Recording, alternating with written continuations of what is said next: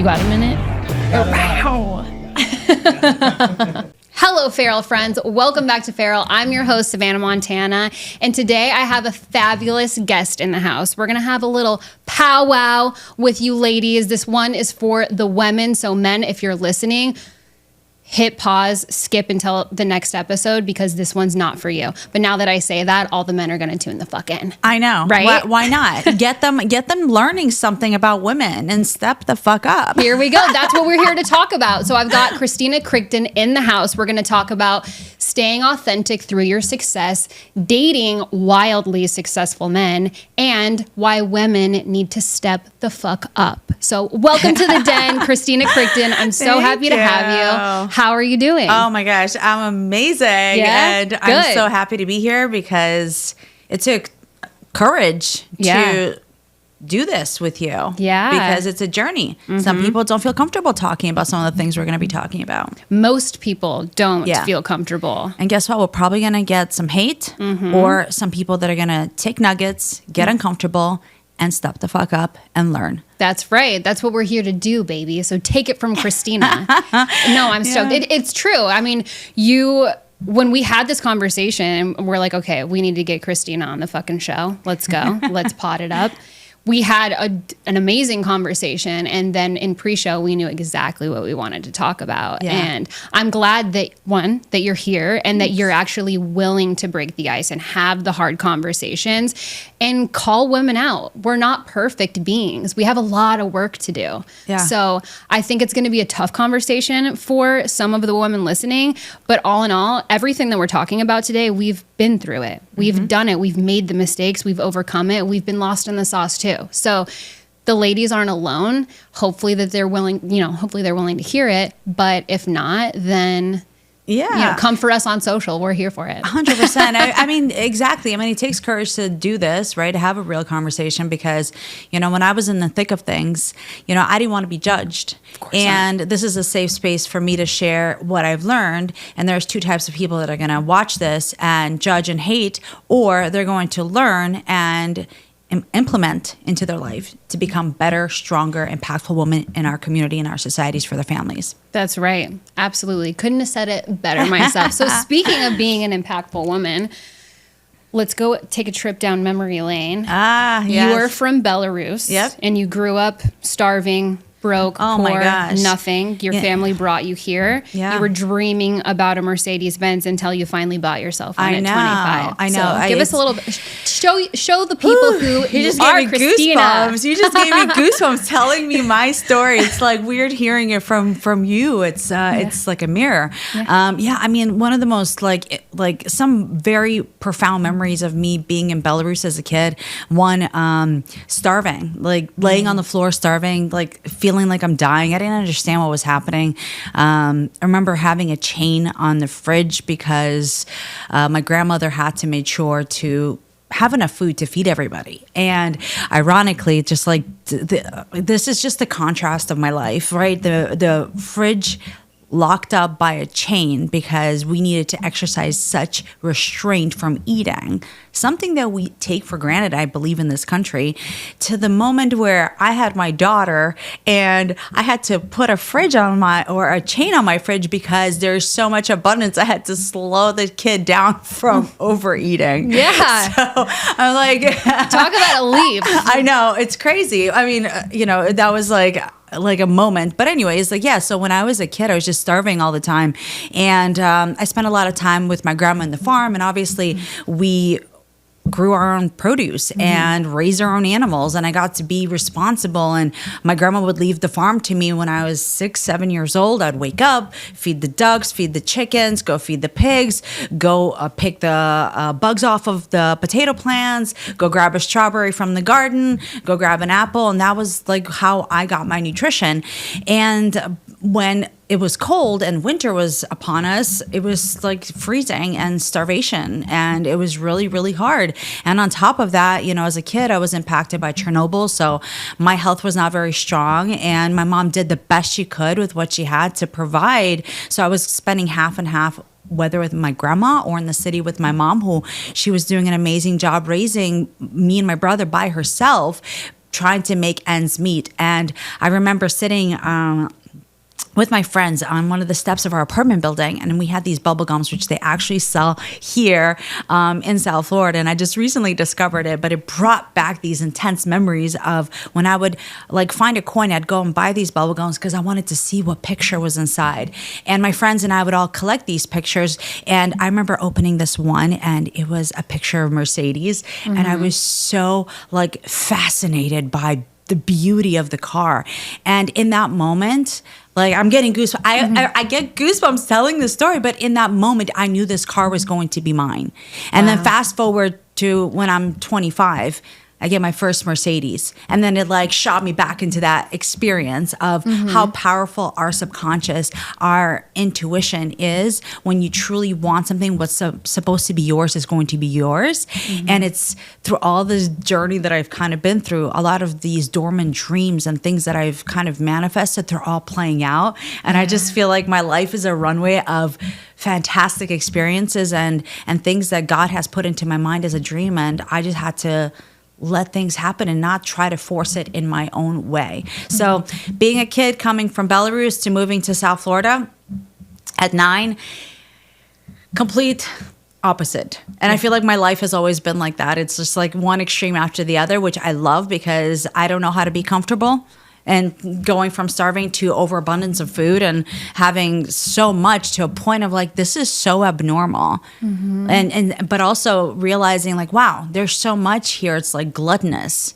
And my experience here in South Florida was very difficult because my mom married. My stepdad wasn't very nice to me, called me ugly and stupid, and I wasn't going to amount to anything. Oh my God. Although, you'd go to school and, people are looking at me, and it was very uncomfortable because I'm still learning the language and realizing that that's not very true. Why is this contrast happening? Why is one thing being said, but I go out in the world and something different occurs? And I had this noise in my head that I had to go through. And I'm sure a lot of our audience that are watching had some sort of a self-image that they had to outgrow, or maybe you're still growing through it, but you have to confront it, because if you want to elevate to the next level, how else are you going to do that if you don't look at the things that are uncomfortable, that are painful from your past? Absolutely. Yeah. It's the truth. If you don't have awareness, you're really not growing, because if you're not aware of what's going on around you or the person that you are, you have zero navigation skills on how to overcome or get to the next level 100%. Or evolve into the next version of yourself. You have extensive experience in that. Oh, yeah. I mean, like being so self-aware, like not being able to speak English, and all I could do was absorb. I went from this social kid in Belarus to like all I'm doing is watching and interpreting my new reality in Florida, my new culture, my new environment, going from a city life to suburban life here in South Florida. And I remember the contrast of going to school at 9 years old. The teachers let me play and let me design things. And I remember building this building from construction paper, from cardboard paper, and designing roads and cars and all this stuff, so my classmates can like me and can play while they see they're doing all their lessons and I'm like here playing and having a good time. I wanted them to like me and accept me. But now, fast forward, I just turned 40 and my career's in real estate development, multifamily. It's just crazy how all these things are becoming a reality. Yeah. It's beautiful. They correlated into the person that you became. Yeah. So for those of you who don't know, she is wildly successful in the real estate game. And recently in life, you realize that your life, even being as successful as you've been, didn't fit you anymore. Yeah. So what brought you to that conclusion? Where did the journey stop and the new journey begin? Oh my gosh. Are you asking me where and my breakdown? Exactly. In the breakdown. Yeah. So when I was 18, I was just so done with my family. I raised my brother and sister. I didn't want to have any children. All I wanted to do was just go start my own life. But at that point, I was also very Christian, and God told me at 9 years old, I need to go to church. So I really wanted wanted to model myself after godly belief systems. And that rooted me in such a strong way because when I was 18 and I started dating, I just had these incredibly strong values and morals and standards for myself that most girls around me just did not. Which fast forward, I'm 40, I'm still seeing this garbage. It's like, hello, like guys, step it up, which we'll get to in a second. But I got married at 18 really fast. And I started my life with my husband, and I moved to New York, and I told him, I'm like, promise me we're going to come back home. I need to be back into Florida temperatures. So after he finished dental school, we moved to Florida and we started a career in the dental space. So we started a dental practice. I had Mila at the time. I was pregnant with Lex at the time. And I'm like, I did not come to this country for this American dream to go and work for somebody. Even though I've worked for other people, I went to college, I got all those things that we have a privilege here. And I realized that I'm meant for more. And so when we were doing the business and within 2 years turned into a multi-million-dollar business, I was just so impressed with my passion for my family, for my business to provide and create a legacy. But as this was happening, I said to myself and to God, I'm like, is this all life is all about? Is this it? Yeah. And that's when it all happened. And it's like a domino effect. Things were just falling apart one after the other. And at 30, I was divorced. I had no business. I had no husband. I was careerless. I was trying to figure out what the heck I'm doing in life. I hated men. I hated life. My poor kids, got to witness me go through a complete train wreck. Now that I think about it, but it was necessary for me to step into my destiny and be an example by going through all these things. Because when I was going to church, my pastor said, the more you learn from other people's mistakes, the less hardship you're going to have and achieve more.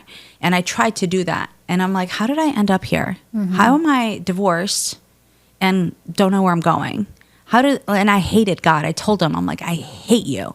Yeah. I hate you. I don't want anything to do with you. Fuck you. I don't want anything with you. And for 2 years, I was just the party girl, the bougie party girl. Yeah. Not like crazy club things that people do, which, I see and it's crazy because one of my girlfriends almost died from a drug overdose from whatever the drug scene is. But I was partying. Like I was on yachts. I was on planes. I was at these fancy events constantly because I'm like, I'm never going to be poor to that point where I'm starving. So I need to be around luxury all the time. And gotcha. Interesting. I met a lot of cool people. Yeah. And it's come full circle of, some of the relationships that I have from those times when I didn't even care about people, but that breakdown brought a lot of awareness. And from 30 to 40, it's been a journey. To say the least, from development of my persona, redesigning who I am, stepping fully into my real estate, learning and aligning with mentors that have helped me understand how real estate works. Grant and Elena Cardone, we could touch upon them. I know that's something that you wanted to talk about. And, just the ups and downs of life and dating and relationships that I've been a part of that have broken my heart, have made my kids cry, and setting more boundaries and standards and refinement as I stepped into now the best decade of my life, my 40s. So that's just a little bit in a nutshell of my breakdown from my 30s. Yeah. I didn't even tell you what happened, but I don't know if you want to know. Yeah, sure, go for it. Yeah, tell us. Spill the tea. Yeah, so I mean, when I was building this amazing life with my husband and my children and this business that we're building, I didn't pay attention to our marriage falling apart. So being married for 12 years, it's a really hard thing. A lot of people don't realize how hard marriage is. And I'm learning that a lot on social media. It's all people talk about is how fucking hard marriage is. I'm like, great, can't wait for next year. The beginning parts are amazing. I was just so happy to be in love, and being in love is amazing, but you have to constantly, as anything in life, you have to do the work, right? Yes. You have to be constantly, one of my favorite verses is Romans 12:2 is don't conform to the pattern of this world, but continue to renew your mind, because if you're not renewing your mind, you're getting complacent. And one of my pastors say that imagine you're going down the intercoastal on a ship, and like if you're not paying attention, little by little, you're drifting. You're drifting, and before you know, you crash, which is what happened with my marriage. We crashed. And he sat me down. He did a personal development course, and he sat me down on Christmas Day, my favorite holiday. And the kids are asleep, and he's like, Kristina, I have something to tell you. And he told me the worst thing that I could imagine that I never wanted, as he was living a double life, and he was seeing multiple people dating our patients, and it was rough. It was I lost feeling in my arms and legs. I thought I was dreaming. What? It was crazy. It's one of those things That's where insane. like I was numb, and then for those 2 years I was numbed into the whole party world. I just didn't care. Well, good for you. I would have been too. Oh my God, are you kidding me? I'd be like, load up the yacht with a bunch of hot bitches. We're going to do drugs, and we're going to get hammered, and we're going to party till the sun comes up. Gosh. I would be a nightmare if someone did that to me. Shoot, girl. I know. Live your best life. I know. 2 years, that's it. I would have been like, I know. Gone with the wind. I was gone for a while. You know what kept me anchored are my kids. Yeah. I definitely didn't do any drugs. I'm petrified of drugs, but I did do a lot of champagne and caviar. Yeah, there you go. Caviar is a much better drug of choice, if you ask me. Caviar bumps. Yeah, there you go. There you go. So yeah, it was amazing to go through that. I never wanted that, experience. I thought I was doing all the right things that God told me to do, but I think that was part of my destiny, is to have the breakdown, to learn from it, and now sit here with you and dissect it and be an example for men and women to grow and let those experiences be lessons of wisdom, and let your soul step into immense power that you have within you by confronting it and elevating. Absolutely. So you have been being in your success and working with the Cardones and accumulating all this wealth in the real estate world. You came to the conclusion that you were performing more like a man than a woman. Oh my gosh. There it is. It's coming out, ladies and gentlemen. This is the shit that I want to get down to. I had the same experience a year ago, and then fast forward now, I started a podcast because I'm not doing that shit anymore. So, but I want to hear your experience of performing like a man and finally hitting that wall and looking yourself in the mirror and saying, actually, I'm a female and I need to step into my power, and what the hell am I doing? Yeah, gosh, you're giving me goosebumps. You're like, this conversation is just so raw. So, when I was running the dental office, I was operating like a man and a woman at the same time. And I think one of the things that like had that breakdown is I didn't allow my husband to be a man because I didn't trust him to step up. I moved so freaking fast. It's actually scary because God had to crash me back then because I would get sick like that because I'm moving so fast. And all of a sudden, the only way I could stop is if my body just becomes dysfunctional, and I would have high fevers. So after that, I was kind of moving very slow, and I'm like, what's my path? But I've always paid attention to my intuitive feminine side, because when I don't put force and I operate from the aligned version of me, like things come so much easier. It's like I'm a magnet. Look, I get goosebumps talking about it because it's like something that women need to confront. Like, we are spiritual creatures of God, divine, beautiful, powerful, like mystical creatures. Like, I get goosebumps we talking are. about We're it. so fucking cool. Why are we giving away all of our power? Like, know. let men be men. I know. Can we And just do our thing? Because we're so much cooler. No offense, fellas, but we're so fucking cool. We are. And look, I love what the men are doing with the community, but there has to be a disclaimer for men only. Because when I started being in that environment of like Grant, like being disciplined, right? Your goals done, But before Elena got like super organized with her like message, before COVID, she was talking about not having a routine, not being like more spiritual, and then it became more of aligned, like discipline. So obviously, like, we're building this real estate team, which I'm super pumped to do this with them, because I wanted to align with people that I admire and respect. They have their family life in order, they have their careers in order, they seem to be doing really well. And that was like one of the things that I wanted to study, is like, who can be my mentor that I want to be and become like. And these billionaire people seem to have it together. They were bougie, they had high standards, they had come from some trashy life and some losses, and put this all together. And I want that. I wanted to do that with my husband, and I couldn't do it because it wasn't aligned. So I learned in Grant's community, it's like very disciplined. You go, go, go. And if you're not paying attention to your own being as a woman, I mean, for a man, I think it's necessary for them to be disciplined. I feel like this world, the men have become so weak. It's disgusting. It's disgusting. Like I hear some podcasts. And the real men talk about it. They're like, I don't know what that is, but that is not a man. That's a bitch. Uh-huh. That's a crybaby bitch. And then they wonder why we're such bitches, because we're like, well, we have to tolerate this shit now. So I got to be the man and the woman? I know. Shoot. And then I'm not allowed to talk about it? No. On Pharaoh, we talk about it. Oh my gosh.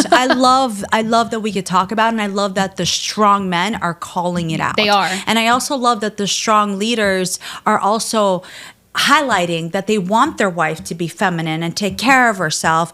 And if she wants to work, great. If she doesn't want to work, great. As long as she is being authentic to herself and her divine being. And that to me is so freaking sexy. And that's one of the things that I had a conversation with a male friend of mine who like told me, like, you need a man who can let you be. Because most of my relationships that I've been after my divorce, they shrank me. They try to contain me. They try to control me. But God did not create me to be controlled. God created me, obviously, if a woman's aligned with her creator, to enhance the man, open doors that weren't meant to be open in his own will and mighty masculine power, right? Like a woman is the magician to amplify that man's power. And if a man knows how to use a woman, his partner, properly, that life is magical. I've started building it. I saw what it looks like. Unfortunately, it didn't work. Take two. The next time I'm getting married is going to be forever. And I already know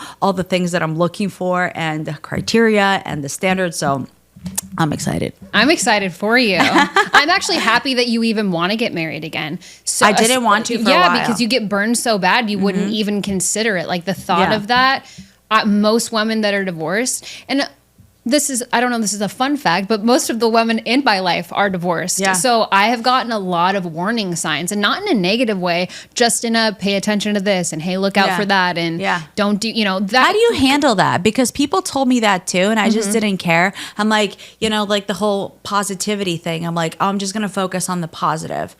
Like my husband will never do something like that. And then surprise, like how do you handle the feedback that people give you? How do you not let it impact you or the way you perceive your fiance or your future as you design it? Yeah, that's a great question.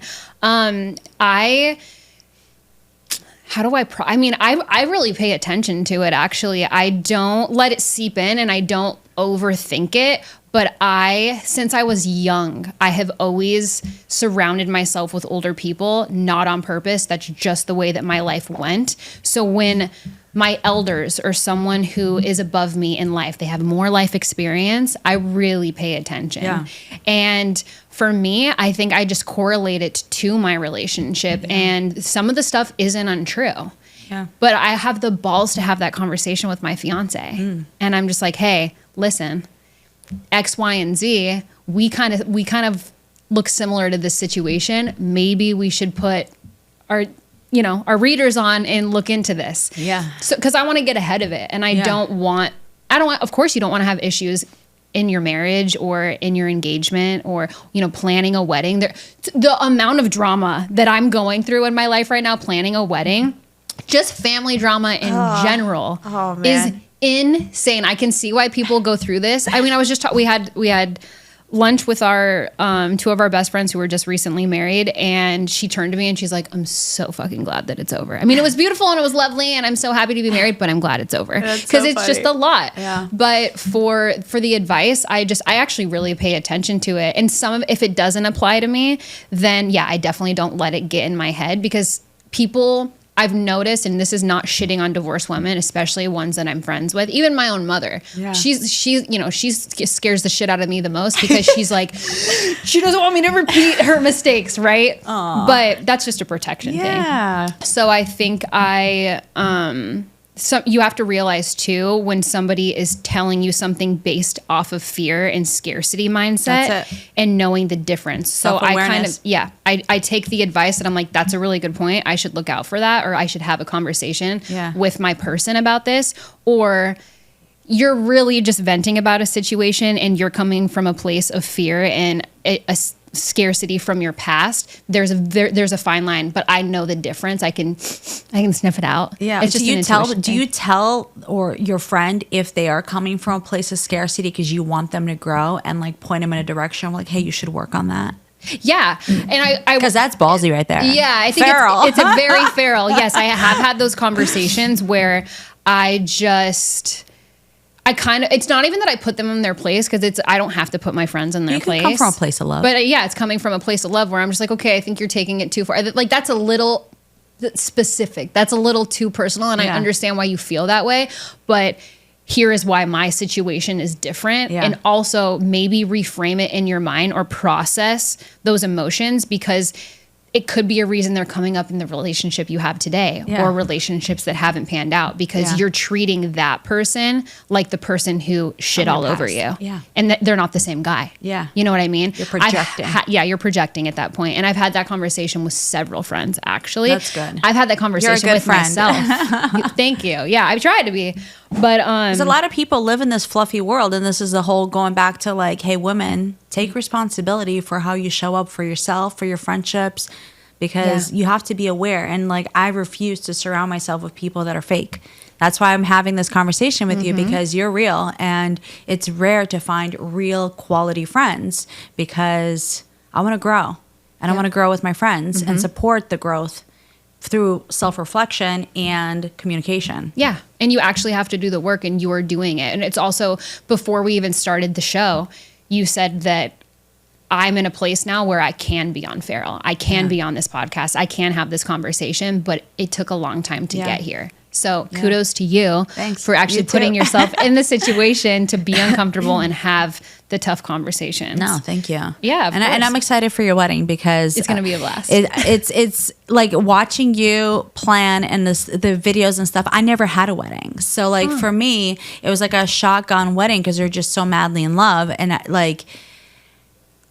I know when I'm getting married, it's going to be badass, and I'm so excited to plan it, and I'm so excited to go through all the drama. Like, I know you're going through it, but I'm like, no, it's actually, it's going to be fun. Yeah, I'm enjoying every minute of the drama. The family dynamic is kind of it's brutal, because I'm just like, dude, are we really having this conversation? Because I'm so blunt that I like feelings, especially with my family. I'm like, you guys know who I am at this point, so let me just say what I'm going to say. Because I've always been that person in my family, though. So they're people kind of tread lightly at this point, because they're like, she'll say it, so don't say it in front of her, because you'll open that door and Pandora's box will come out.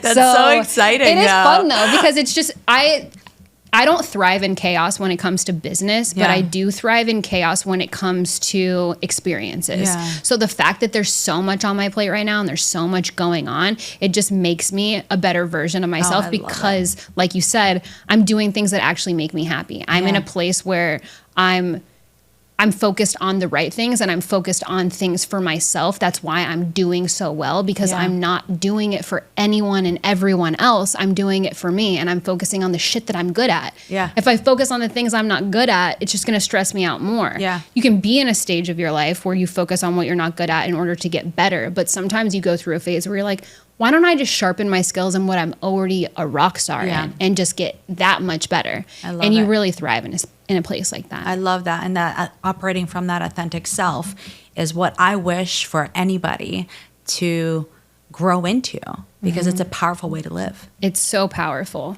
Well, and speaking of which, in friendships and relationships, you found yourself in a place where you were not having authentic friendships, and you felt like you were almost paying for your friendships at a point, and you had to have some hard conversations face to face with certain people about that in order to evolve and step into the era that you're in right now. Yeah, 100%. I mean, being in a world where we went from talking about, being a masculine woman, which I feel like we didn't even finish that topic. Yeah, oh my gosh, there's so much to it. Yeah, it's just like there's nothing wrong with a woman having her own routine and her own sense of style that makes you happy. Obviously, don't be lazy, which I see a lot of women are just lazy and looking for somebody to fill that void for them. But for me, I'm like, I know how to work hard, and I also know how to invest my money. And so certain relationships, it felt like I was just investing into a friendship. And man, that was a wake up call. That was a wake up call, because, you have to pay attention to the message that people are feeding you. And this is why you can't conform to the pattern of this world. You have to continuously renew your mind. And I got brainwashed. Like, I just started to feel, and this is where I didn't feel authentic about myself, because at church, God teaches us to give unconditionally and let God reward you for doing the good work. Yep. And I was in an environment where I felt like I'm just constantly paying for access, because God taught me, like, I have these like crazy stories of where God just opens doors for me. Just like, I just walk in, like I own the thing, like I belong all the time, like my whole life. And for a certain period recently, like I was just like, man, like I feel like I'm just hitting a wall. And all I'm doing is just to break that wall down, I just have to pay for access. And I'm like, God did not design that. God did not design that. And I had that awareness and realization, and I had to like tell myself, like, you're not doing that anymore. And I had this crazy car accident that happened last year where I'm just going. And my brand new car totaled, like I got so shaken up, like, because I was going 30 miles an hour. And this was God. If you like slow down, and like I feel like the world like operates on this hamster wheel. Whatever you're paying for, whether happy hours, whatever you're feeding to numb, to fill a void. For me, I was paying for friendship to fill a void because I wanted that access. And other people are, have issues. I used to pay for movies. Like, that was my escape. Like, I spent thousands and thousands of dollars a month on going to the movies. I pick. Like, shut up. iPic comes up so much on this show at this point. I'm like, oh, clearly I have a relationship with iPic. That was an addiction in and of itself. Like, and that stems from confront. Like, why am I going to the movies so much? What is it about life that's making me want to run away and go into a different reality? And I had to confront that. And I found out what that was. It's like, when I was a kid, my stepdad would not buy us anything. I wasn't allowed to go anywhere. I didn't have money. We barely had money like to go school shopping, nothing. It was like I had to learn to like live on nothing. So when I grew up, I'm like, I'm going to have this lavish lifestyle. I'm going to go to the movies. I'm going to do whatever the hell I want, blah, blah, blah, blah, blah. But when you're doing it from a place of like fixing or operating from that place of pain, that's not a good life to live. When I went on my first private jet, I was just like realizing, I'm like, oh my gosh, this is not the life I want. I want to be on a private jet with people I love and care about. And that was a moment of realization. Like, it just started to all click. When that car accident happened, I was like, okay, what else do I need to clear out of my life that is not serving me, that is possibly coming from my past? And so for the last year and a half, almost 2 years, I've been doing so much work on myself to really prepare for that destiny that God has ordained for me and the partnership that I'm supposed to have. So self-awareness, like paying attention to like what is causing you to not be your very best and be authentic. And what are you conforming to? And there's like, I used to numb myself with so many things. And when you start to confront that and start living from authenticity and allowing yourself to feel all the emotions that come with life and not running from them, because that was another thing. I was running from all my emotions because I went from this high of like mega crash with my ex-husband. Yeah.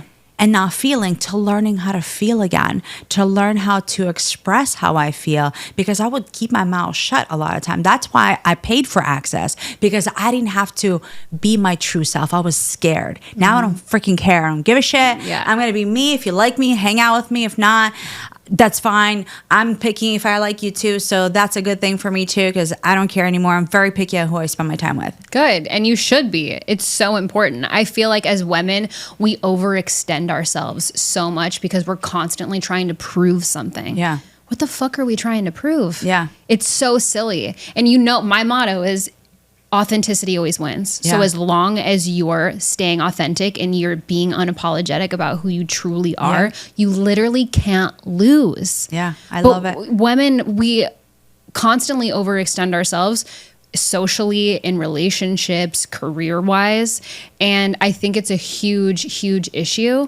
And nobody's talking about it. Yeah. Because it's like hustle culture. Yeah.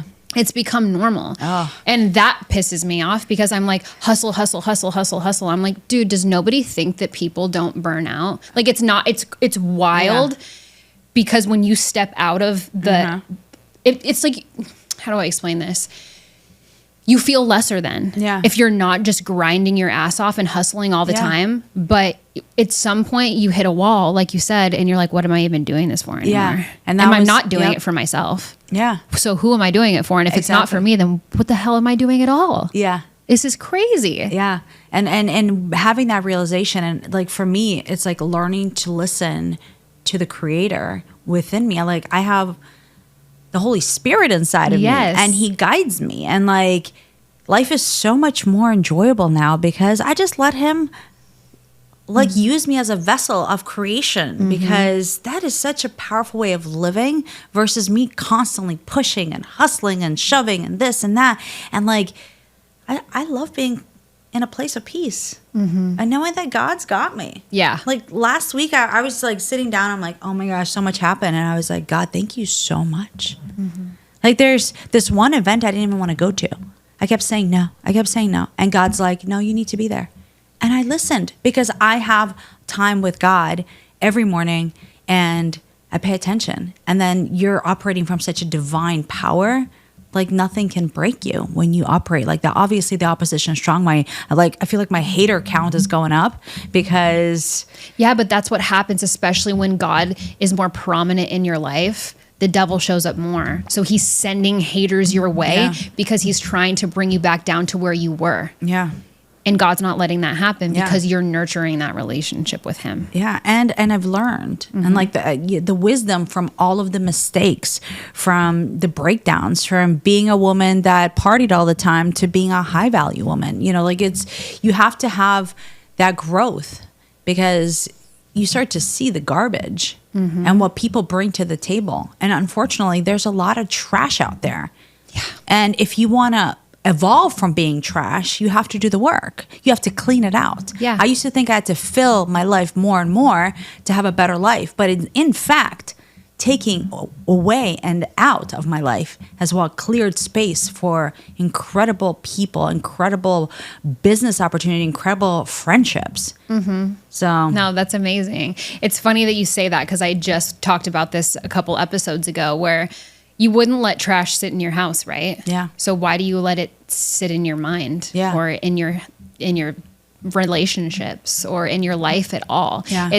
You have to have a mental diet. It's like spring cleaning, but for your mind and your body and your soul. And it's so necessary, but people don't know how to do that is what I've come to the conclusion of. It's not even a realization yet, but it will be, you know, and it's something that I know that you work on this and I work on it, like self-development and self-worth and self-confidence and growing and changing.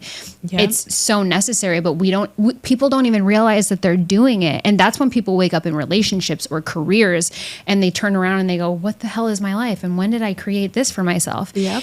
But the fact that you can hold yourself accountable and know that you created it, most people can't take that accountability because they're pissed off when they look around and they're disappointed in their outcome and they can't take the accountability of knowing, hey, I actually created this life for myself and there's nobody to blame. Yeah. But when you can own it and step into it, you can change it. 100%. Anytime that you want. At any age, at any day, and any moment, you can change that outcome. Yeah.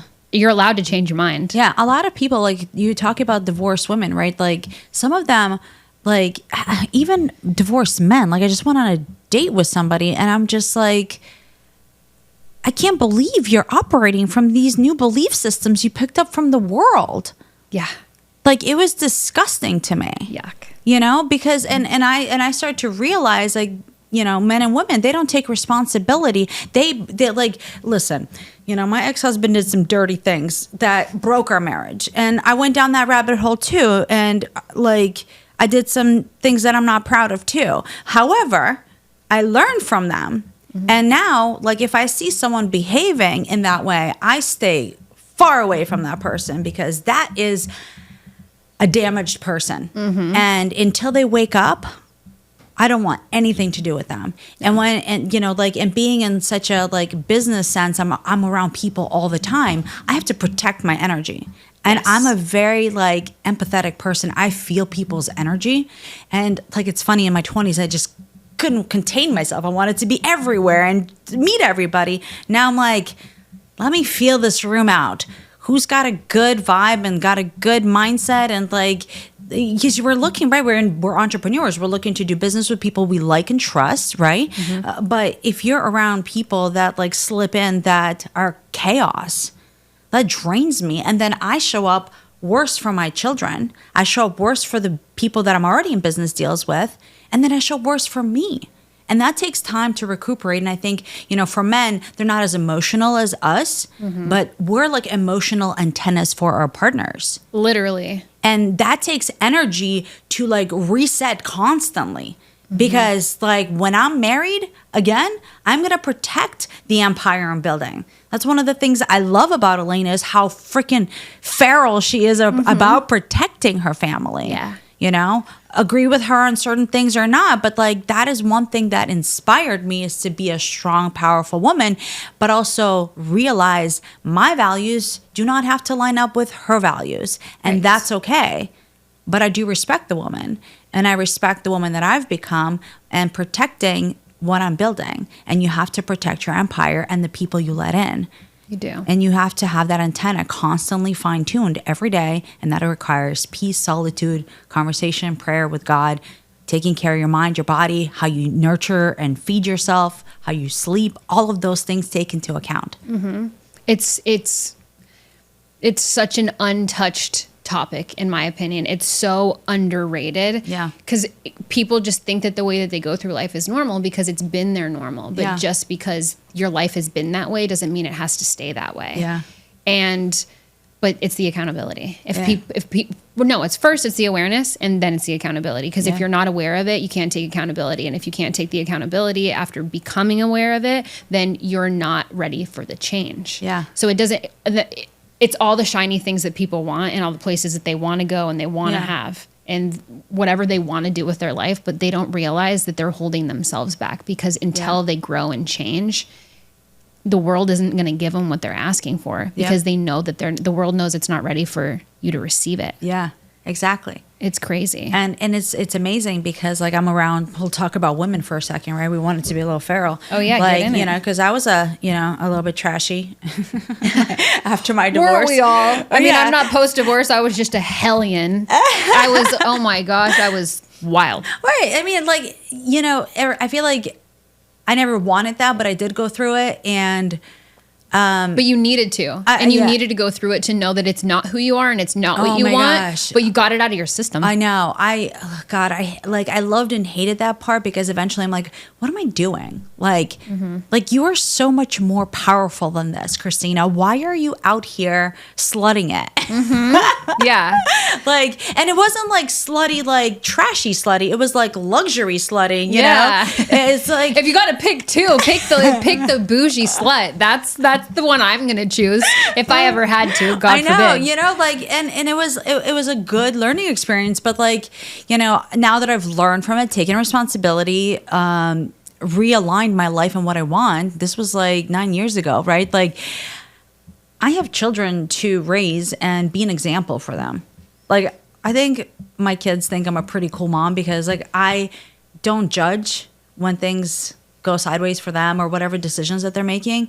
But if I see like women out there and they have children and they're not being of integrity of the type of mother that they want because they're A, trying to fit in, or B, like trying to have somebody save them, which I've been there. I've tried to put a relationship together because I thought I needed a partner. Like I need a husband to help me raise these children.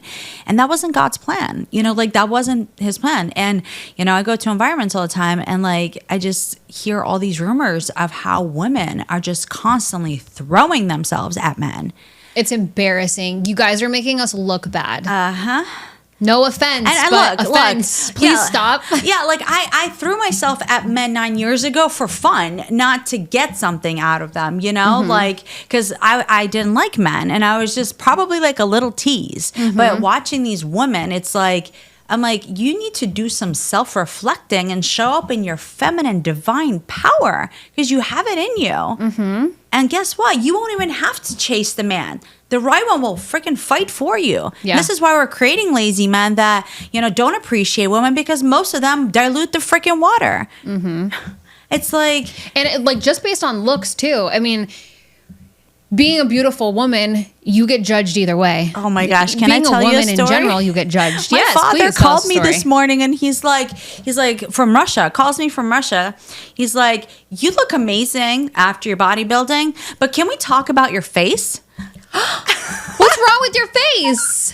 He's like, first of all, because you're so much thinner. He's like, you have so many wrinkles. And I'm like, Father, how dare you? No, I didn't care. I'm like, he's like, are you taking pills for like, I'm like, no, I'm like doing this to be healthy and be an example for women and men that you can do this lifestyle. And he's like, well, you have wrinkles. We need to like talk about moisturizing and like, I'm like, dude, I haven't talked to you in 6 months. Is this really necessary right now? Yeah, 100%. That's I'm like, I love my look, you know, going back to looks. Like, you know, love what God gave you. Yes. Obviously, don't be a slob. I've also seen like the opposite end of the spectrum where women just don't take care of themselves. Ladies, take a shower, brush your hair, do some makeup, a little bit, look like... It makes a difference, and it also makes a difference in you. If you're preparing yourself to go out and like get ready, and it could be minimal. You don't have to be you don't need a glam squad to do this, but it will boost your self-confidence and it will make you feel better about yourself. And when you feel better about yourself, you emit a certain type of energy and you'll start attracting the people and the women and the men that you want in your life because you feel better about yourself.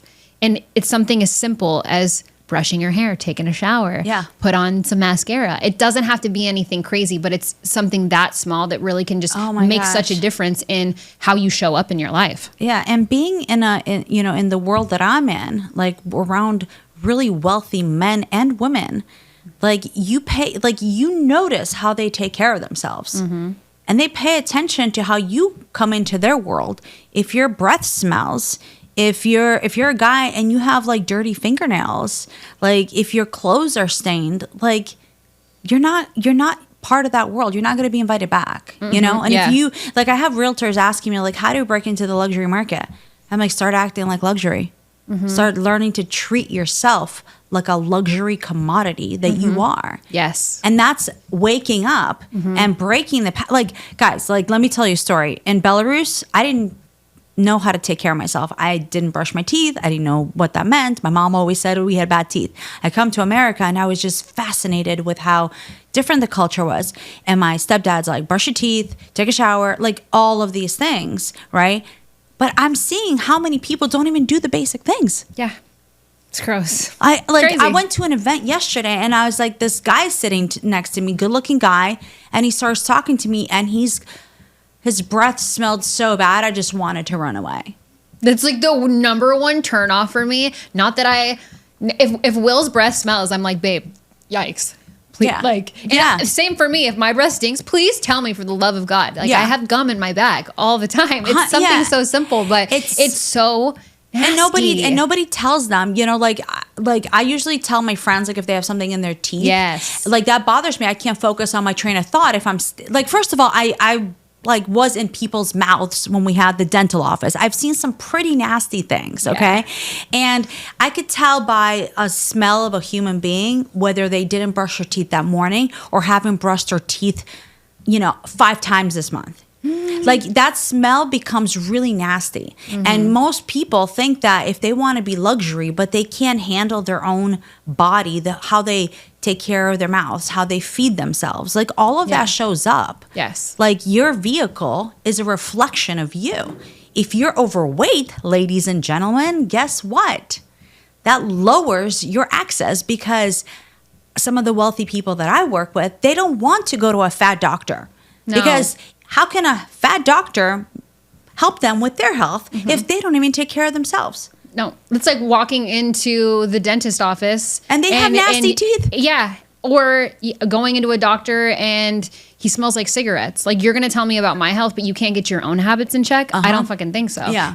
And weight is one of the biggest ones, because if you can't, I don't care how successful you are, and I'm not some like multi-millionaire, billionaire bitch talking at you guys right now, but it's such a dead giveaway. It's such a dead giveaway, though. If you're overweight and you're standing on stage and you're telling me all the amazing, successful shit that you've done, I don't respect you. I don't believe you. And I don't respect you. I'm so judgmental. Yeah, but it's not that all of this is true across the board, but it's a 99 percentile here. Because if you don't have the discipline to take care of your own mind, body, soul, everything in life, it shows up when you're on stage or when you're on social media or when you're sitting on a podcast.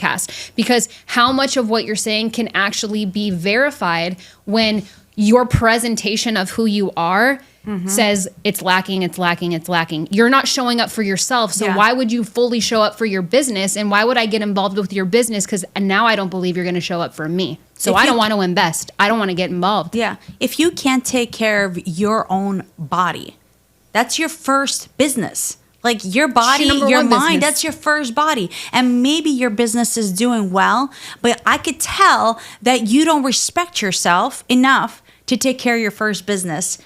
So yes, I don't want to do business with you. Yeah, and who else are you not respecting? Maybe your employees. Exactly. Maybe if you can't, and sometimes look, I'm a giver. Like my mom has taught me to give, but I had to rewire myself, and that's like another wake up call, right, for business people, right? Like maybe they have been sacrificing themselves to create a business to take care of a healthy, a health situation in their family and whatnot. But like there comes a point where you're like, hey, your business is a reflection of how you take care of yourself. And it doesn't, you don't have to change that overnight. You can turn it around over a period of time by taking small actions of how you treat yourself, which is sleeping, eating well, taking care of your mind, reading, right? Like all those things, they all add up, and it doesn't happen overnight, but it does take time. But first and foremost, self-awareness and wake up. Yeah, wake up. We're here to give you the wake up call, ladies and gentlemen. We're just like dagger. We're ripping in today. No, I love it. It's good. But I've done it. Like 3 years ago, I like gained 30 pounds, and I'm like, I don't want to be wealthy if I'm going to be fat. Yeah, I don't want to be wealthy. Yeah, I'd rather feel good about me, because it's not worth it if I feel like shit every day and my energy's low and I'm wealthy. I don't want that. I'd rather be like, I am thriving in my vehicle and I'm a free spirit flying high. I don't care how much money I have if I don't have any, but I know that I'm doing good by me. Yes. Amen. That's my purpose. That's why God crashed me, and it was like, wake up. You were drinking the Kool-Aid. You were drinking the Kool-Aid, and it was turning you into a version of yourself that you didn't like anymore. And ironically, I healed my mental disease with my self-image and food, because in my 20s, all I wanted to do was look pretty and get attention. Now, all I want to do is feel good when I wake up, show up for the world, and doing, my bodybuilding that I just competed in. Yes. Like that healed that. Yeah. Because my purpose changed. I don't care how I look, even though I look amazing. But the most important thing is I want to feel good. Yeah. And when you start operating from like, I want to feel good, and this is my business, you start showing up way different. Totally. And imagine if your business is like here and then you start taking care of yourself, it's going to elevate. And then if you have the right people around you who also do all these things, you're going to thrive beyond imaginable belief. You are. Well, and you know what you did first before you did any of that? Yeah. You actually took action. Yeah. We can sit here and talk about it and theorize about it all day long, but you did the key thing. You actually got your ass up and you made a difference in your life. You took action and you took the steps in order to clear that out of your mind. You didn't even know that that was going to be the outcome. That was butter. That was icing on top of the cake that you eliminated, self-limiting beliefs within yourself. But it's all because you decided to take action. Yeah. If you wouldn't have ever done that, you would still be in that state of mind. Oh God, it was such a horrible. Do you remember when you're like in your 20s and how insecure and like for approval? I was 170 pounds. That shocked me. I do. Yeah, she had no idea that. I'm like, 60 pounds later, I'm like, I feel much better about myself today. Yeah, that self-awareness is so powerful. Like when you start operating from like, what do you want out of life, and start committing to like being your best self, not trying to look good for the outside world, like it's such a different, like my 40s are going to be so freaking badass. Yeah. I just turned 40. I'm so pumped. Good. It's such a different mindset. Yes. We're going to get into some of the dating and crazy. So you have dated some highly successful men, some very up there ones. You want to tell us any crazy stories about your experiences in that dating world? Because not everybody's been a part of that dating world. So she's got so much tea. She's like, which one do I choose? We don't have to name drop. Yeah, and when I got a name drop, and I mean the people that are closest to me know, it's like I started to realize like how my standards just kept getting higher and higher. Like I don't know how to live normal anymore.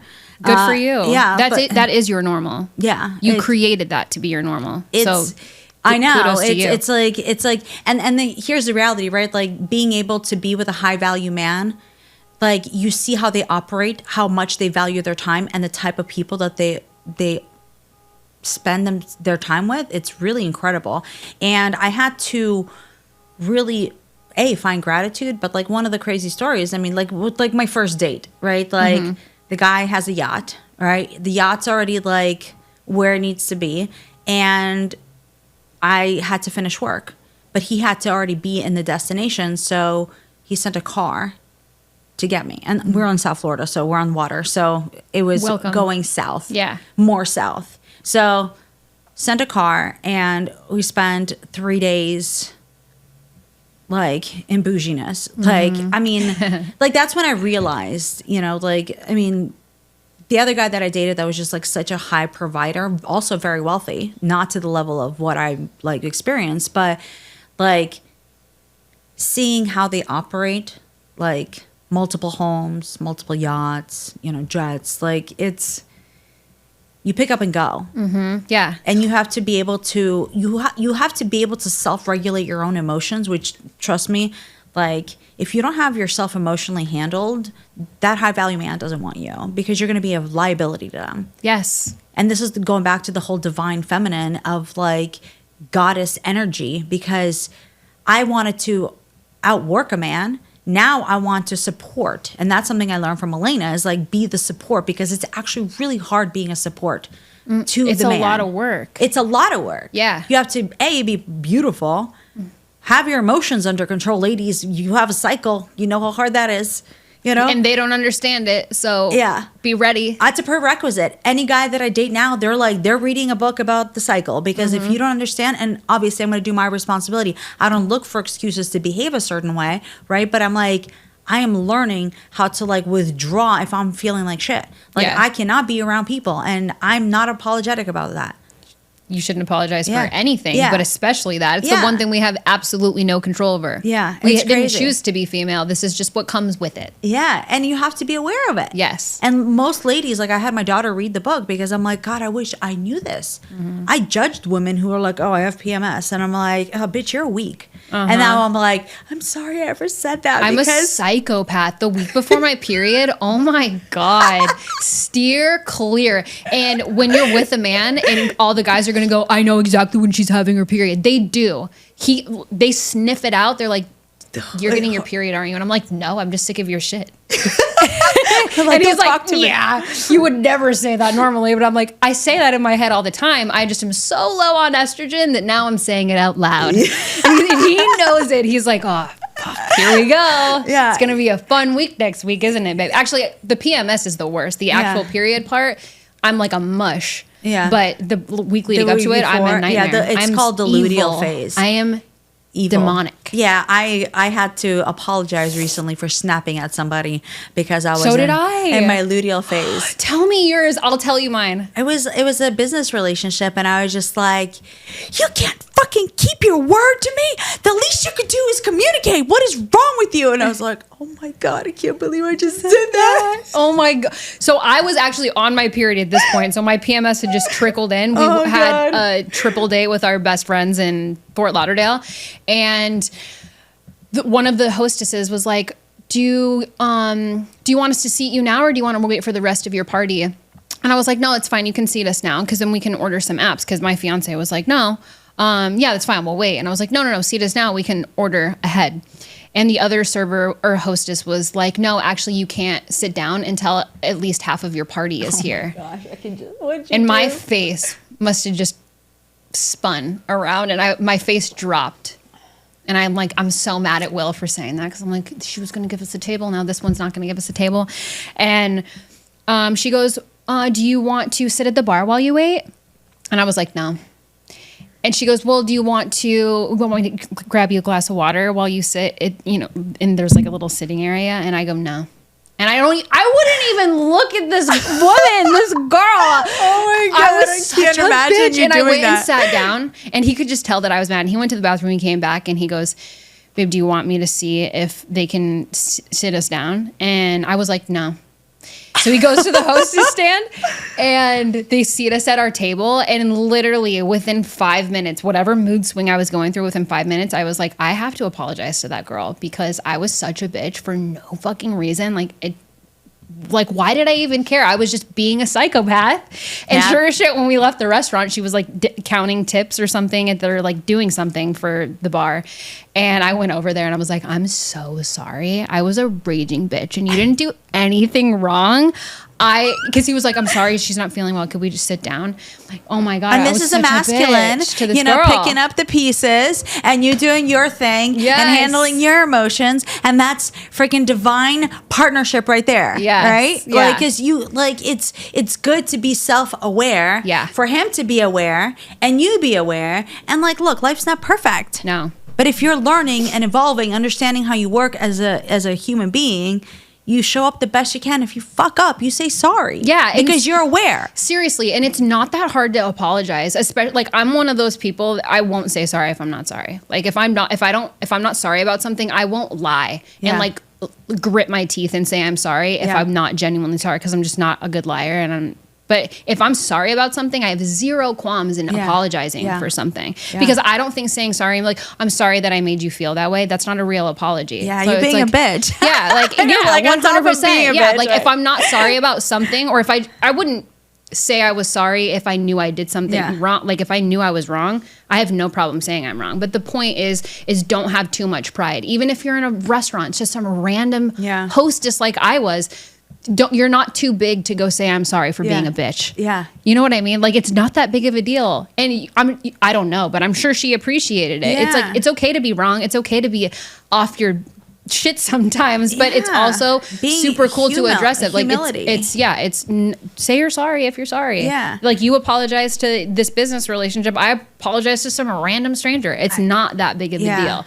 But I would have felt like shit right now had I not apologized. You would have thought about it. It would forever. Have haunted it you. would be haunting me right now. Yeah. And I think that's the beautiful thing about a woman, any woman, is like being so self-aware, because you're doing the work to be able to give forward the good stuff and take responsibility for when you do mess up, you know? And I feel like so many women are walking around acting like they're God's gift to this earth, and they haven't earned it. No, they haven't. They don't operate from kindness. I feel like women in general need to be more kind, right? Like, it's kind to go back and say, look, I'm so sorry. like I had a moment. Yeah. Like that takes courage. And a lot of women don't do that. And I think that's, you know, as a mother, I think it's just so important for like, how many times have I snapped at my kid?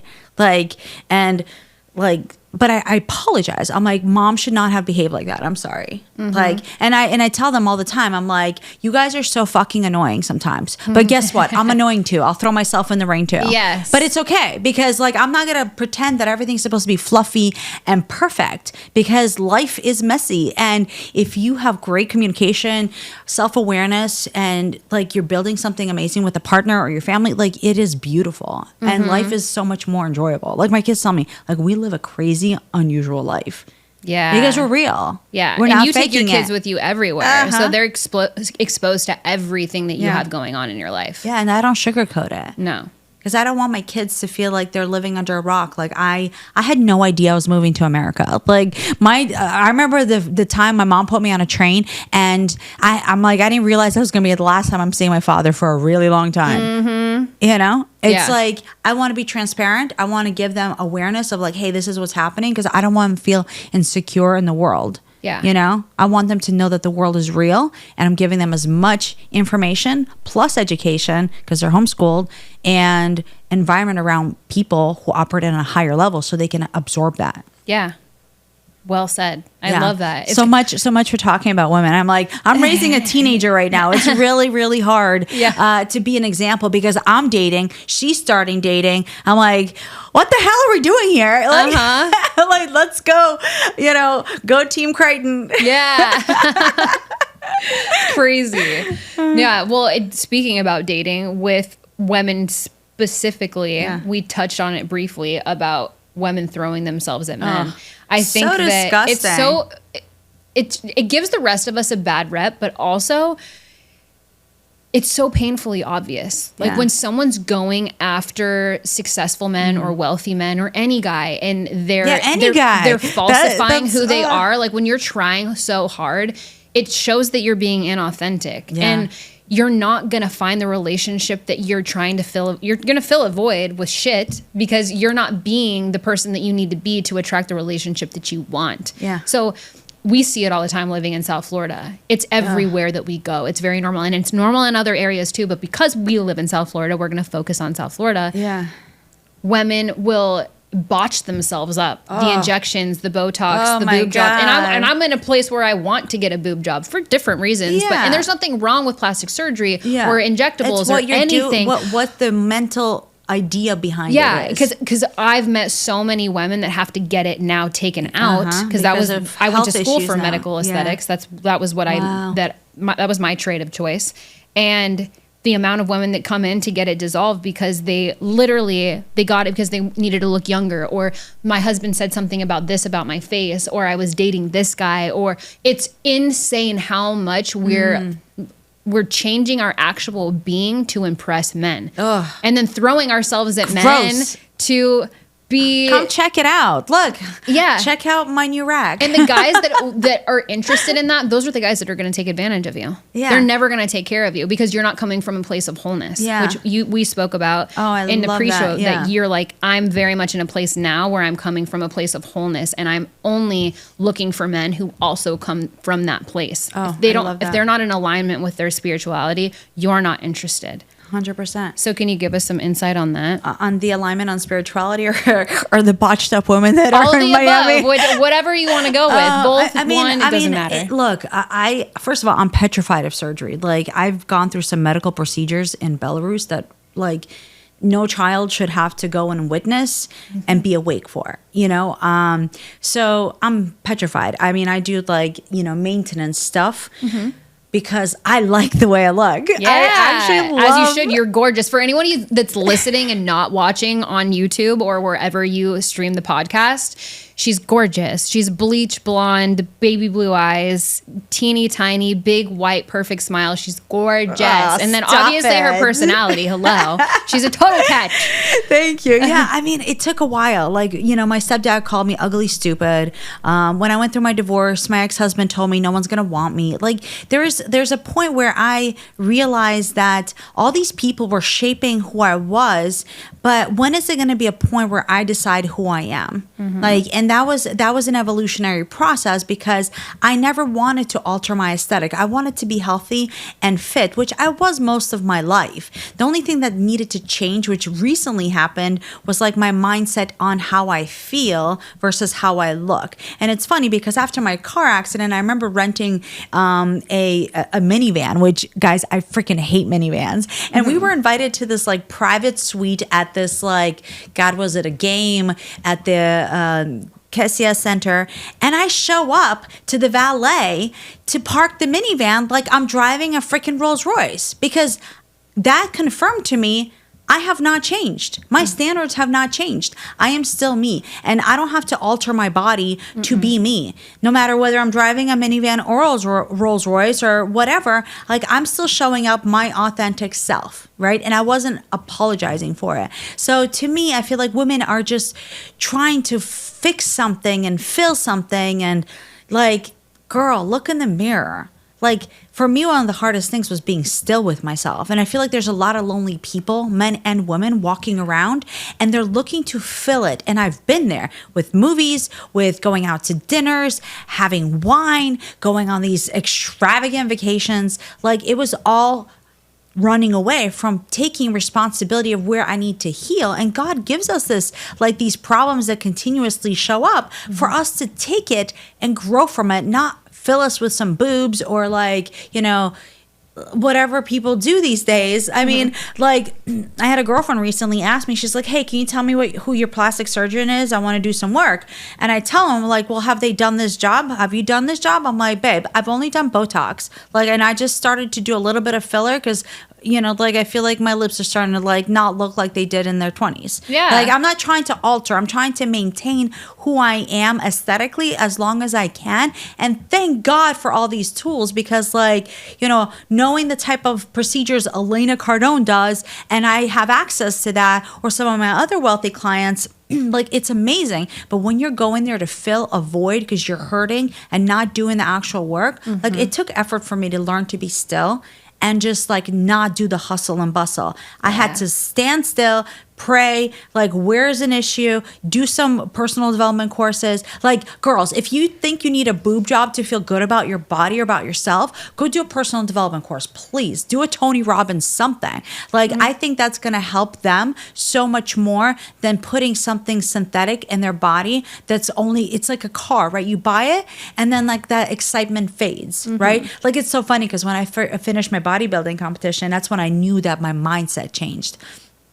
It's like I got so tiny, like so tiny. Yeah, you were itty bitty. Yeah, and I like you. Like I was like, but I'm like, I didn't even care about the attention I was getting because I actually healed. Yeah. Like, I was showing up my true self, so happy I've reached a goal.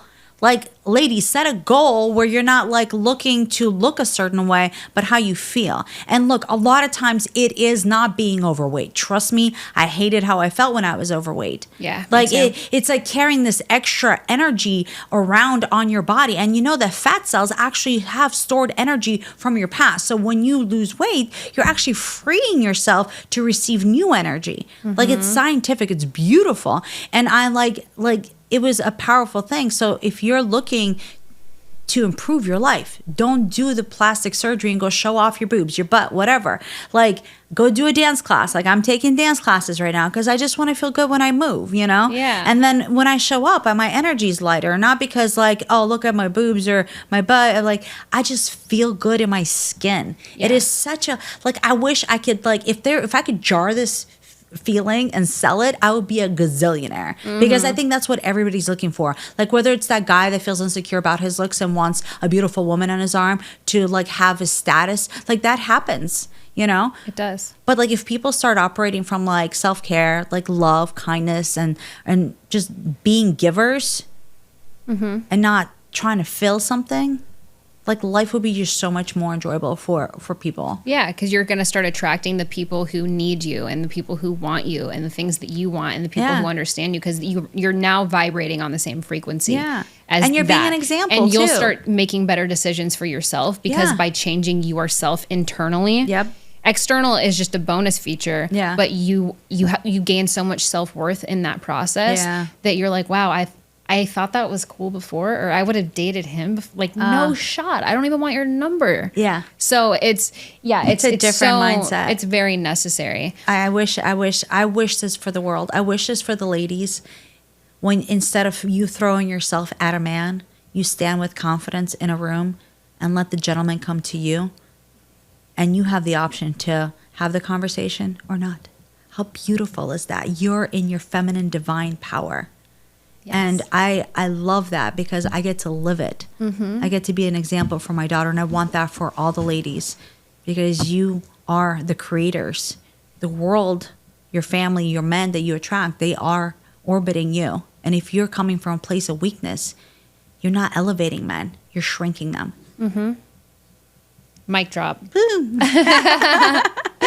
Yeah, well, I mean, you're numbing yourself by partying, by having sex. Been there, done that. You're just numbing all of the pain. Porn for the men. Oh my gosh, that's like a big one. Porn is huge. It's sad. It is sad. It's literally ruining their image of sex and the relationships and that they will have. Desensitizing. It how does they the same feel thing for women. Yeah. Like, I haven't watched porn in years.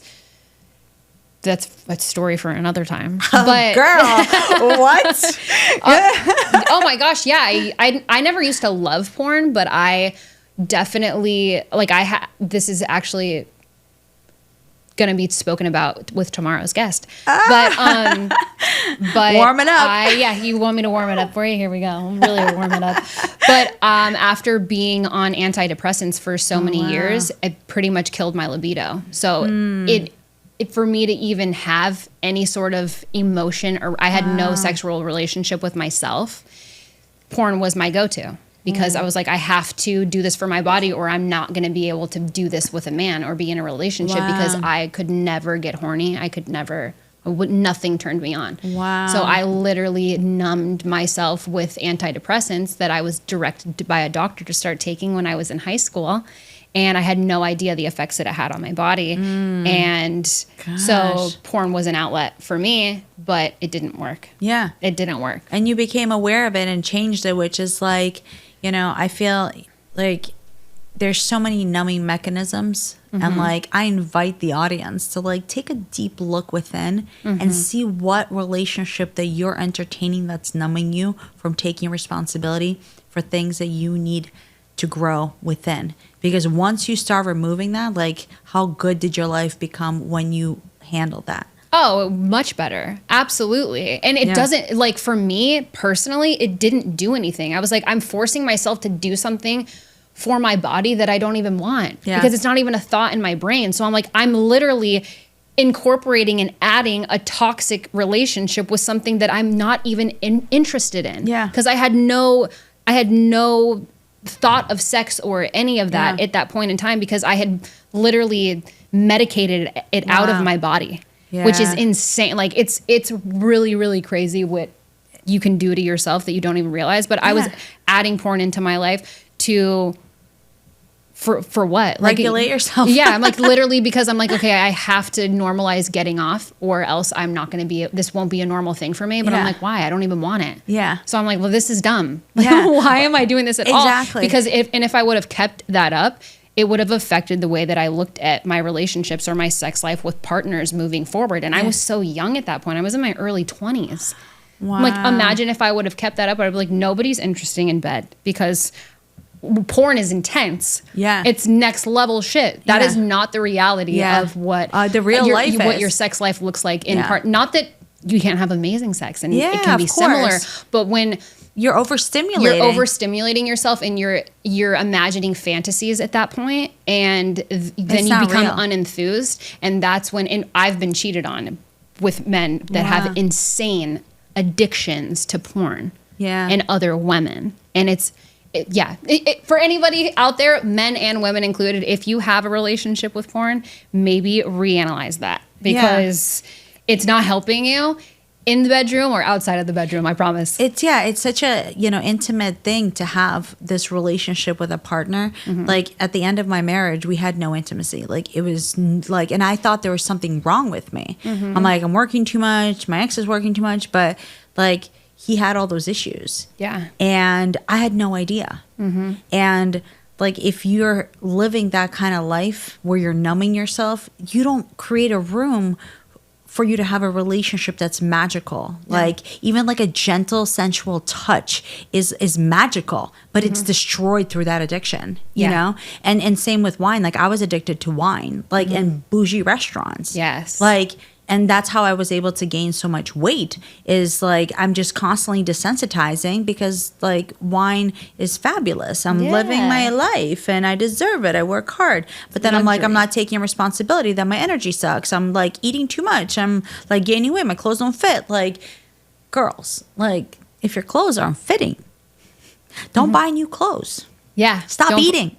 Well, don't stop eating. First, be aware of what you're doing. Yes. You know, like it's an awareness thing. And it's like, it's funny because I just cleaned out my closet and I had to throw out so many things. Like I try to make excuses. I'm like, I'm never wearing a size 8 again. Ever. Yeah. I like being a size 2 and 4. Yes. Yes. Or like size 0 when I was like competing. It was like crazy. I loved it. It's like, get off on that you're reaching your goals of fitness and like achieving things. You know how petrified I was to be on stage in a bikini like that, but like I'm gonna conquer my fears. Yes, that's where life is, not stimulating and numbing yourself. No, life is doing things that like help you become a better person and help you feel alive. Like I was so high after that competition. Like I'm like, I need to do another one. I need to do another one. It's addicting. It's addicting. You're doing a good thing though. I know that there's like body dysmorphia, things that happen in that world. But if you're doing it for the good reasons, like I went to do it to have fun. Yes. And step into my 40s to be my very best. Like if you like on the verge of a birthday, like set some like time to be alone and set some intentions. Some of the high value men and women that I'm around, they write out what they want their month, their quarter, their next year, their next 5 years to be. And they go through it over and over and over again. And most people don't operate like that. They're on a hamster wheel. Yep. And that's why you're sleeping through life. And one day you wake up and you're like, how the hell did I get here? Yeah. Amen. It's so true. Speaking of being 40, to wrap this up, your 40th just happened. If you could give any advice to the women, they could be in their 20s, 30s, 40s, whatever stage of their life that they're going through right now. What do you want them to take with them when they go from this episode, and give them one thing they need to change in 2025? Well, from this episode, I hope instead of being judgmental, you find something that can help you change, right? Whatever that is for you, because there's always room to grow. I'm a freak. I live in discomfort. Like, I don't know how to not live in normal. When I'm in normal, I get bored and I become depressed. So, but I'm constantly changing myself and putting myself in discomforting situations. So for men and women, or women, I think the most important thing that I wish for you to take away, my wish, is to take care of your health. Yes. I think we have a crisis in this country. We have a crisis in this world of people are, you want to talk about abusing, sex, porn, drugs, alcohol, like people are abusing food. Oh, yeah. And this circles back to my story of like coming from starvation to having so much surplus and not having that regulation. Every time you're stepping on a scale, that number is showing you if you're winning or failing. Mm-hmm. And if it's going up, you're failing. Are you willing? Like people say, go look in the mirror, right? Like go look in the mirror and take responsibility. And if you're overweight, which 70 or 80% of people are, like confront that. You know what makes me sick on top of that? Is like going to like stores and seeing fat mannequins. Like, this is probably going to give me so much fucking hate. No. It's Can so we talk about that? Seriously. That is so disgusting. You're encouraging the problem. Children to be unhealthy. And this is not a conversation about this is going to go so viral. Remove the fucking fat mannequins, please. I am not inspired to shop here anymore. It's so unfair. It's not like a pregnant mannequin. No. And this is not judging all the different sizes of bodies. I'm not judging. Totally it's not fine. healthy. But these women are not healthy. You're in like kids are looking at that. Kids go into these stores and it's all this justification. It's all this oversensitivity. I'm also not saying putting stick figures up in storefronts either. But what happened to just the normal mannequin? Because I've seen an anorexic mannequin and I've seen an overweight mannequin. It's extreme. And it's why this is like a new thing. It's Yeah, recent. I don't like I it. didn't notice it before because so much online shopping. Thank Yeah. you, Jeff Bezos. We love Amazon. Yeah, thank you, Amazon. Yeah, I'm like, I can get pretty much everything I need on a website or on Amazon at this point. But to go in and see it is a whole nother ballgame. And I think it's sending the wrong message. I think so that bad. we're not shitting on people by all the different sizes of mannequins. I think that it's sending the wrong message. It's sending the wrong message because you're normalizing being unhealthy. And some people are gonna like criticize what I'm saying, but look, I was overweight and I fucking hated how I felt. Mentally and physically. Mentally and physically. It's exhausting. It's hard carrying around 30 extra pounds on my frame. And those that kind of grew up like that, can you imagine how you will feel feeling lighter and fitter? How much more you can accomplish because you're moving with more energy and more sharpness. Like being sharp, thin, fit is sexy because your energy is healthy. Like I can't like, I know I'm gonna get hate. We're gonna get hate for this. Oh because, yeah, for sure. Like, we're gonna. But I I want to. Everywhere I go, I like to be inspired and like watching like. You're encouraging people to be a lesser version of themselves, and that's not to say that weight makes you more or it makes you less. But I want two you to people feel good. coming from a place that we've been overweight in our life, I can tell you who I was at 170 pounds and who I am at my weight today is not the same person. And I was making terrible decisions for myself. I didn't love myself. I didn't even like myself. I was bringing people into my life that were not worthy of my time, that were making me feel worse and make more bad decisions. There's so many things that are correlated with being unhealthy, mentally, physically. It's across the board. So I just don't think that it's fair to any generation, but especially kids, to walk into a store and see that, because it's sending I don't want so it much for confusion. Me. I don't want it for selfish. me either. I'm like, I don't care about the kids. Like, I'm grossed out I'm a Libra. Like, I like looking at pretty things. Like, but like, it doesn't inspire me. Do you know what I mean? Like, I know how much pain I had being overweight, and seeing that as a freaking reminder that a fat mannequin, that was me. I don't ever want to be like that. Get that shit out of my face. I don't want to fit into whatever's that mannequin is wearing now. Yeah. Like, for sure not. No, it's like, and like, I feel like the media, we're in a capitalistic country. Like, we have businesses. I love that about this country, American dream. But like, making illness and overweight a normal thing, a cool thing. It's not cool.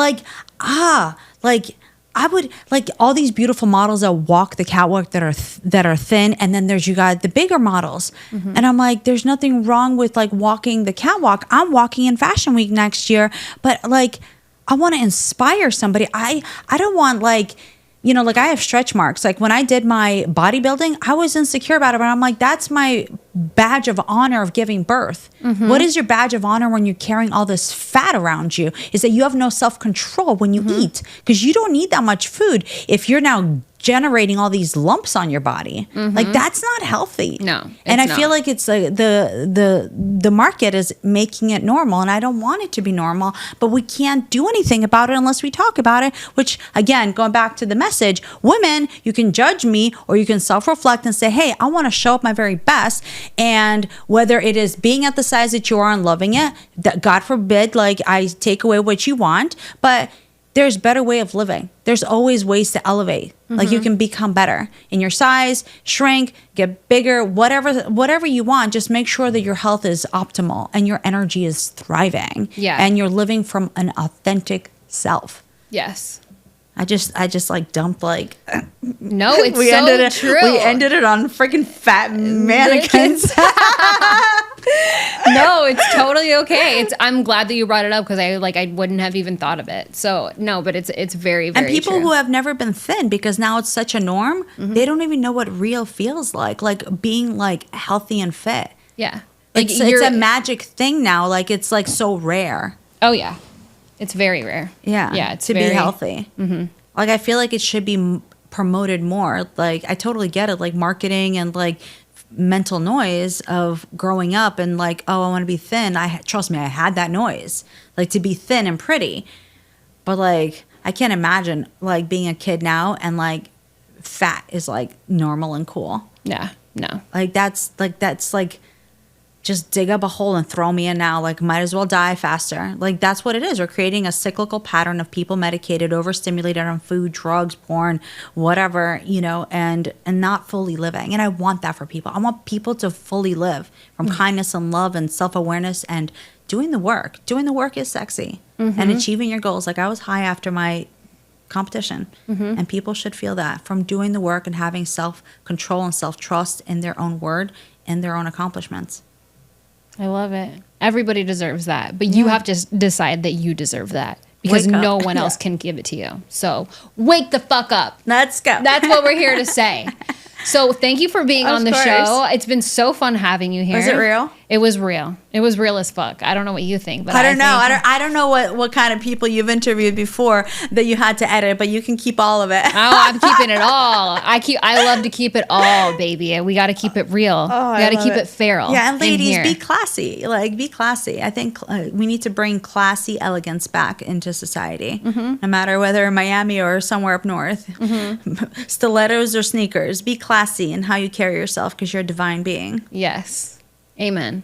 I love it. So where can our listeners follow you after the show? Instagram. That's my favorite. I have YouTube, but you want to see like live updates. Instagram. Oh my gosh, we didn't even talk about like all the benefits of like the stuff that people can get if you're an entrepreneur, like, and you're paying taxes. I could help you with that. If you're looking to invest your money instead of paying the IRS, I could help you with that and help you grow your net worth. So contact me on Instagram. Yes, Instagram. What is your handle? Just my full name, Kristina Krykhtin. There you go. And it's going to be tagged below, you guys, so you guys know where to find her. You can follow her on Instagram, and she can give you all the strategies, all of the tax tips, all of the tools that you need as a business owner or a new entrepreneur. Yeah, or if you have a charity, there's grants available out for people that are making a difference in this world. So I'm here to help people. Yes. Coming from a good place of love. Hopefully this tough love help you change and be better so we can lead from the front. That's right. That's what we're here to do, baby. Well, you guys know where to find me. I'll repeat it for you just like I always do. You guys can follow me at Savana_Montana. You can follow the show at Feral the Podcast on TikTok and Instagram. If you guys have any crazy stories, please send them my way, because I would love to talk about them on the show. You can email in your stories at feral@savannahmontana.com.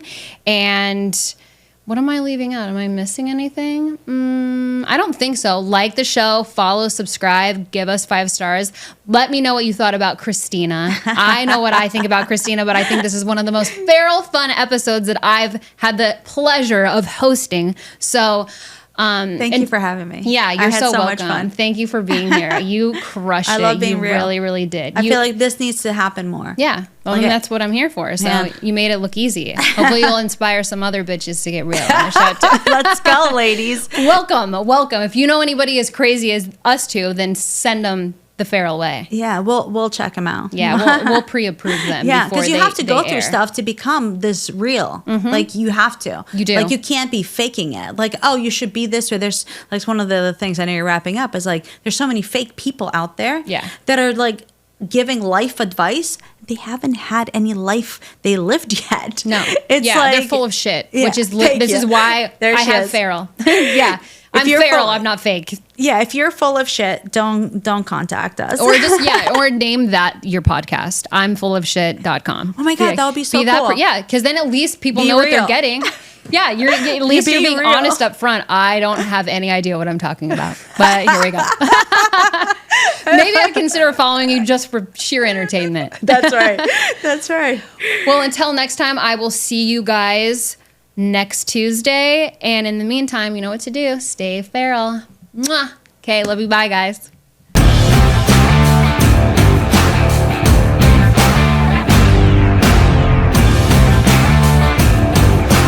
Let me tell you who the fuck I think I am. You got a minute?